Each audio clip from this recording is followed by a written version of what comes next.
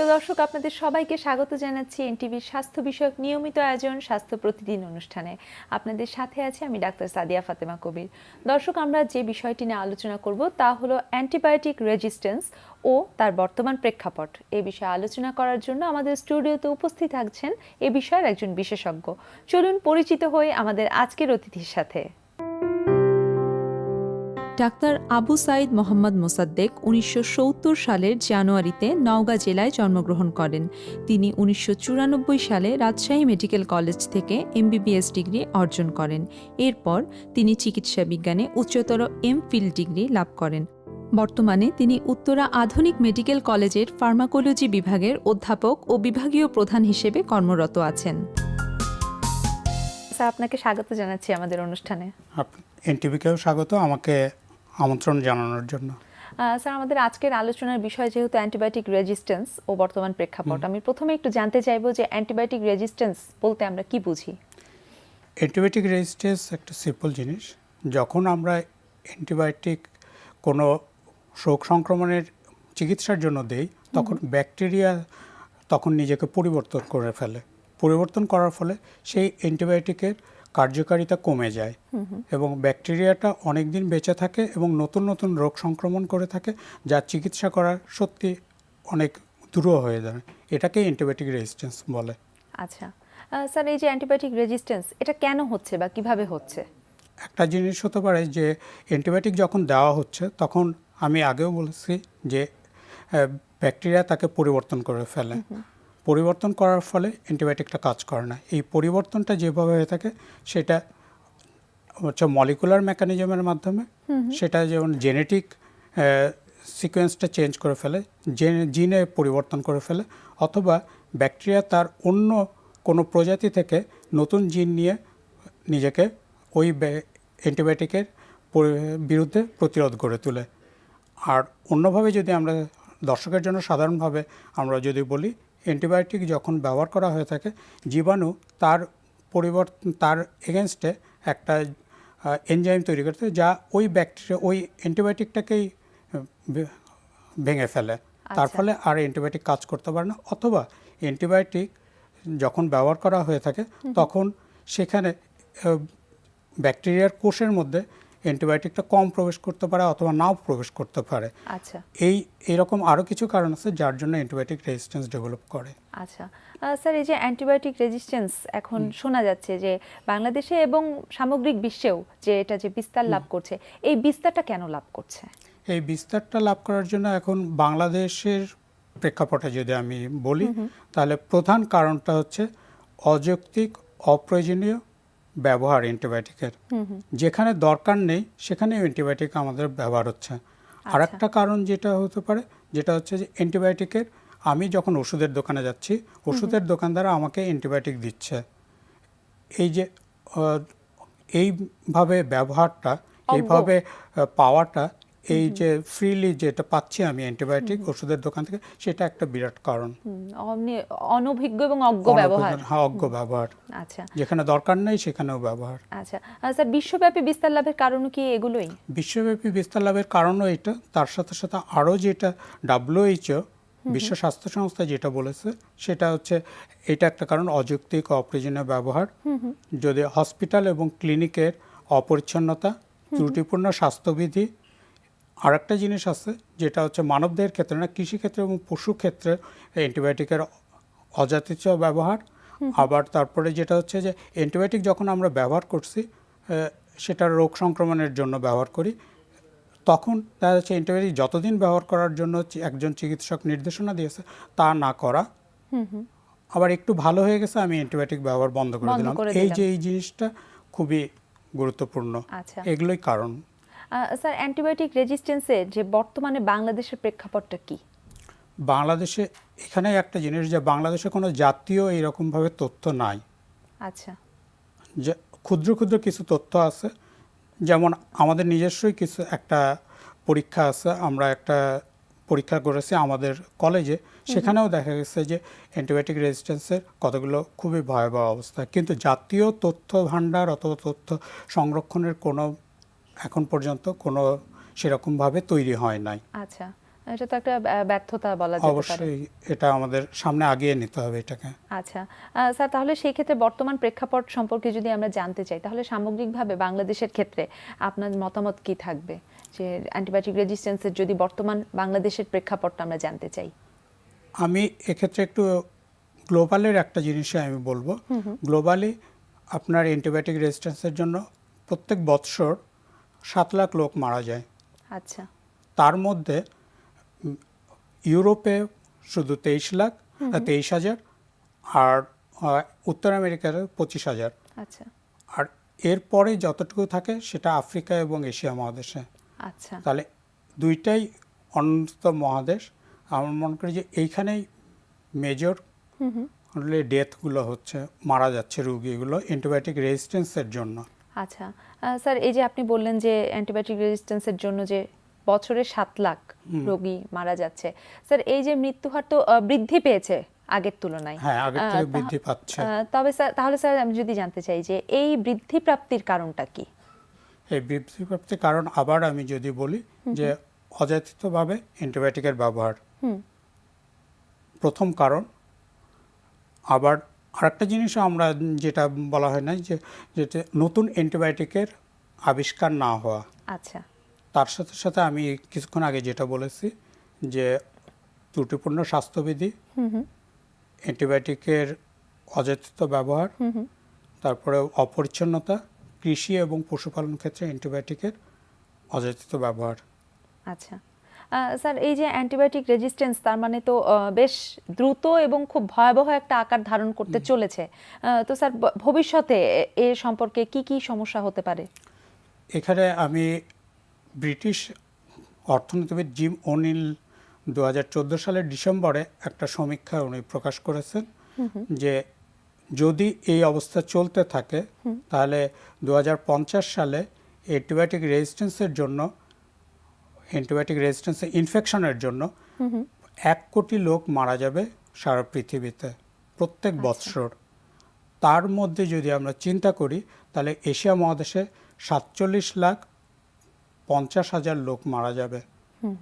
সেটার একটা সদস্য দেশ হিসাবে আমাদের দেশেও ভয়াবহ আকার ধারণ করবে। আচ্ছা স্যার, তাহলে 2050 সাল নাগাদ যেহেতু আমরা একটা মোটামুটি হিসাব জেনেছি, এই ক্ষেত্রে ঠিক এর পরবর্তীতে কি কি ভয়ঙ্কর, কি ধরনের ভয়াবহ পরিস্থিতি আমরা মুখোমুখি হতে পারি, সে সম্পর্কে কি কোনো কিছু জানা গেছে কিনা? সে সম্পর্কে এখন বলতে হয় পেনিসিলিন যখন প্রথম আবিষ্কার হয়েছিল তখন স্যার আলেকজান্ডার ফ্লেমিং বলছিলেন যে এটা একটা মিরাকল ড্রাগ, ম্যাজিক ড্রাগ। সেটা আসলেই ম্যাজিক ড্রাগ ছিল, কিন্তু পেনিসিলিন আবিষ্কার হওয়ার আগে প্রি অ্যান্টিবায়োটিক মানে অ্যান্টিবায়োটিক আবিষ্কার হওয়ার আগের যে যুগ, সেই যুগেই আমরা আস্তে আস্তে প্রবেশ করতে যাচ্ছি। সেটা প্রি অ্যান্টিবায়োটিক যুগ হবে না, সেটা পোস্ট অ্যান্টিবায়োটিক যুগ, যখন সাধারণ একটা ডায়রিয়ার রোগের চিকিৎসাও অসম্ভব হয়ে দাঁড়াবে। স্যার এইটা যদি একটু আমাদেরকে বিস্তারিত বলতেন এই ব্যাপারটা। এখন যেটা আমি আমাদের কয়েকটা স্টাডির কথা বলবো, যে ডায়রিয়ার ক্ষেত্রে বলছি, ইউরিনারি মূত্রথলির ইনফেকশনের কথা বলেছি। সেখানে আমরা আমাদের কলেজের দু একটা স্টাডি আমি বলবো। আমি পেপারটা একটু নিয়ে আমি বলতে যাচ্ছি, যেটা হচ্ছে মূত্রথলির ইনফেকশনটা যেটা হয় সাধারণত একটা ব্যাকটেরিয়া দ্বারা হয়, সেটা ইকলাই বলা হয়ে থাকে। সেই ইকলাই যখন আমরা ইকলাইয়ের একটা চিকিৎসা আমরা সেন্সিটিভিটি টেস্ট করেছি, আমাদের এখানে দেখা গেছে যে সিপ্রোফ্লক্সাসিন 50% রেজিস্ট্যান্স ডেভেলপ করছে। আচ্ছা। সেফ্রাডিন 100% রেজিস্ট্যান্স ডেভেলপ করছে। সেফট্রাকজোন 50% রেজিস্ট্যান্স ডেভেলপ করে গেছে। আচ্ছা। অ্যামোক্সিসিলিন 100% রেজিস্ট্যান্স ডেভেলপ করে গেছে। সেফুরক্সিম, সেফিকজিম এটাও 40% মতো রেজিস্ট্যান্স ডেভেলপ করে গেছে। আচ্ছা, অর্থাৎ এই এতগুলো ক্ষেত্রে এই অ্যান্টিবায়োটিকগুলো কাজই করবে না। তাহলে এরপরে আমাদের অ্যান্টিবায়োটিক আছে খুবই অল্প কিছু হাতে, যেটা ইমিপেনাম, মেরোপেনাম, সেগুলো এখনো অনেক ক্ষেত্রে 100% ইফেক্টিভ, কিন্তু অনেক ক্ষেত্রে ইফেক্টিভ না। আচ্ছা। এরপর আর নতুন কোনো অ্যান্টিবায়োটিক নাই। সাধারণ রোগের চিকিৎসাতে যদি এই অবস্থা হয় তাহলে জটিল রোগের ক্ষেত্রে কি অবস্থা হবে সেটা বোঝাই যাচ্ছে। স্যার, অ্যান্টিবায়োটিক রেজিস্ট্যান্স নিয়ে আসলে আমাদের আরো অনেক প্রশ্ন আছে, অনেক কিছু জানার আছে, সে সব সম্পর্কে আগামীকাল আমরা জানবো। স্যার, আপনাকে অনেক ধন্যবাদ আজ এতগুলো গুরুত্বপূর্ণ তথ্য আমাদের জানানোর জন্য। আপনাকেও ধন্যবাদ, এনটিভিকে আবার ধন্যবাদ জানাচ্ছি।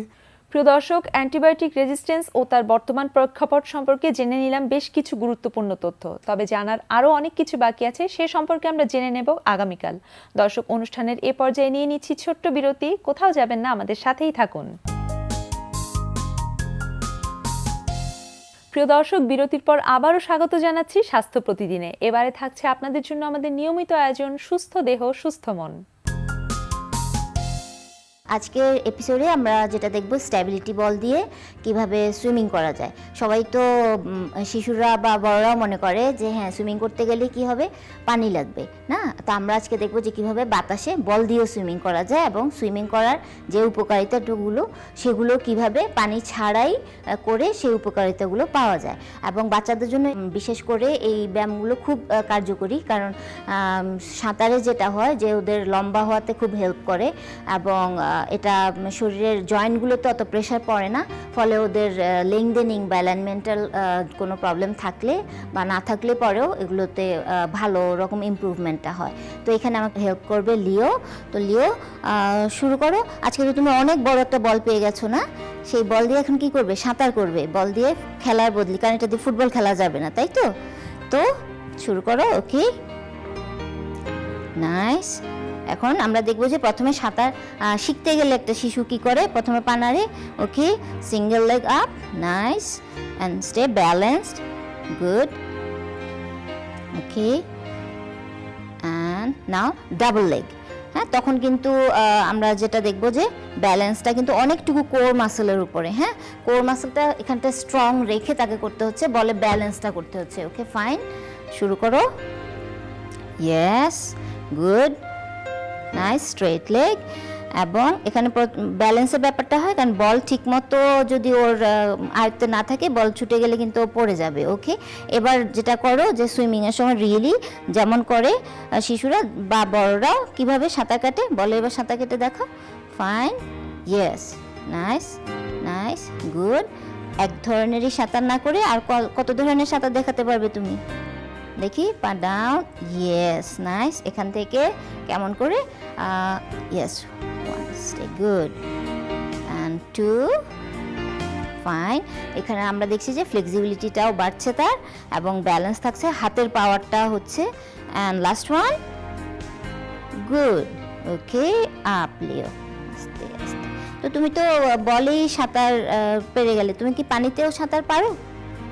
হ্যাঁ, শিশুদের কিন্তু সাঁতারটা খুব ভালো একটা ব্যায়াম, এবং যাদের এই অপশনটা নেই যে সুইমিং পুলে যেতে পারছেন না, তারা কিন্তু বলের উপরে এই ব্যায়ামগুলো করলে পরেও মোটামুটি 80% আপনারা সেই ধরনের উপকারগুলো ওদেরকে পেতে দিতে সুযোগটা দিতে পারেন। খালি খেয়াল করতে হবে যে ব্যালেন্সটা রাখার জন্য যেন চারপাশে ধারালো কোনো কিছু না থাকে যে শিশু পড়ে যেতে পারে বা ব্যথা পেতে পারে, আর বড় একজন কেউ যেন থাকে।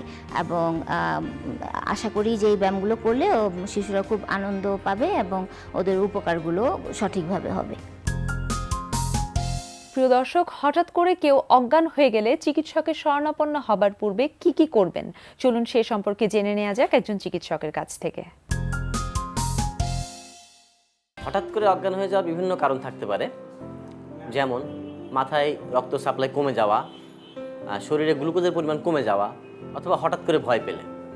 হঠাৎ করে অজ্ঞান হয়ে যাওয়া একটা রোগীর ব্যাপারে যেটা করণীয় সেটা হচ্ছে তৎক্ষণাৎ তাকে একটা পরিষ্কার জায়গায় শোয়াই দিতে হবে। শোয়াই দিয়ে প্রথমেই পা দুটো উঁচু করে দিতে হবে, পায়ের নিচে একটা সাপোর্ট দিয়ে পা দুটো উঁচু করে দিতে হবে। এরপর দেখতে হবে রোগী শ্বাস নিচ্ছে কিনা, রোগীর হার্টবিট চলতেছে কিনা, পর্যাপ্ত আলো বাতাসের ব্যবস্থা করতে হবে।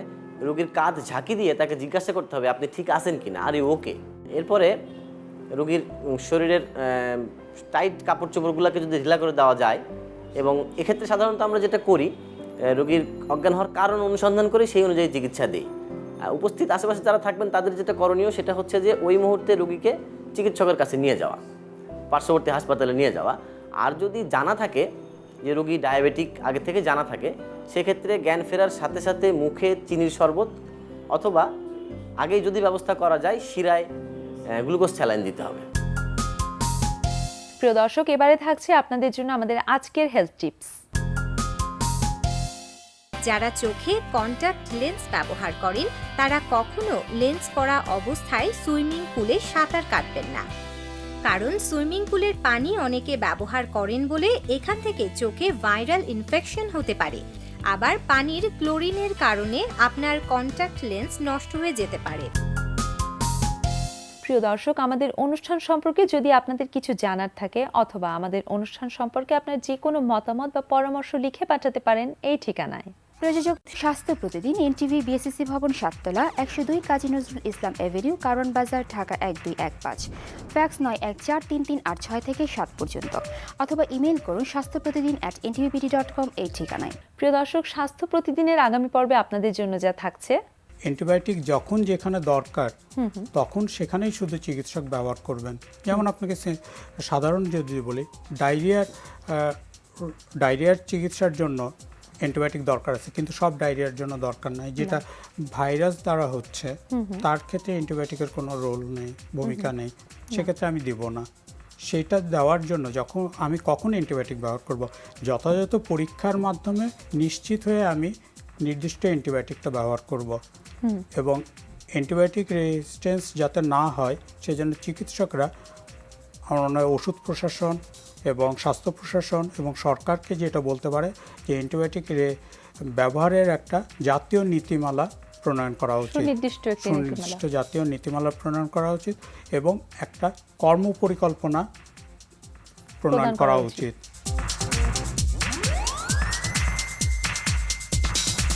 প্রিয় দর্শক, বিশ্বের যে কোনো প্রান্ত থেকে যে কোনো সময়ে আপনার প্রিয় স্বাস্থ্য প্রতিদিন অনুষ্ঠান দেখতে ভিজিট করুন আমাদের পূর্ণাঙ্গ ওয়েব পোর্টাল www.ntvbd.com।